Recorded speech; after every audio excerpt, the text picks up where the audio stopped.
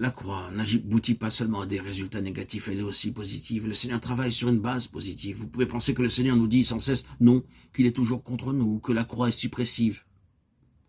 Non, c'est un instrument positif dans la main de l'Esprit de Dieu.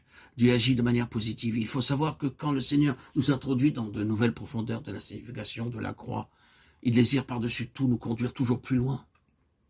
Et c'est la loi de l'Esprit de vie.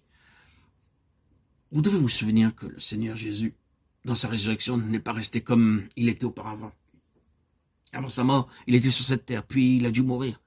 Paul parle de sa résurrection d'entre les morts en ces termes, qu'elle est envers nous qui croyons l'infinie grandeur de sa puissance, se manifestant avec efficacité par la vertu de sa force.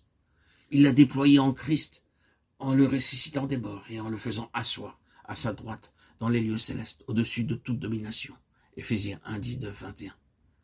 Par la résurrection, il a été placé au-dessus de tout. Le principe de la résurrection, c'est celui du ressort, du rebondissement. Nous pouvons tomber bien des fois et sans cesse plus profondément que jamais auparavant, mais l'Esprit de Dieu désire que cela produise dans notre être une nouvelle élévation.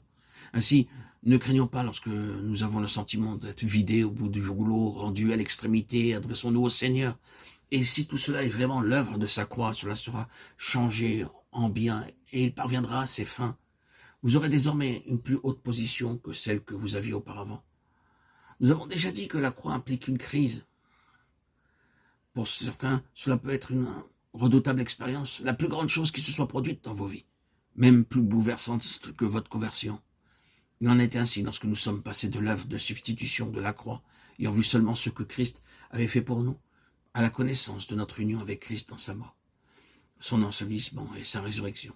Que cette crise soit ou non notre expérience, nous devons passer un accord avec le Seigneur en reconnaissant que la croix doit, dans son principe, être une réalité qui, tôt ou tard, délogera de nos cœurs le dernier retranchement de vie propre de tout ce qui est la base de l'exercice du pouvoir de Satan. Il est de loin préférable d'avoir cette attitude. Je me réjouis dans le fait de ta mort pour moi et je suis sauvé sur la base de cette mort et de ma foi dans cette réalité. Mais je suis mort en toi. C'était ta pensée envers moi, un fils d'Adam.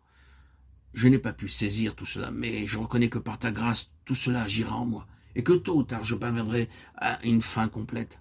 C'est pourquoi je me livre moi-même à toi. Montre-moi toute la signification de la croix.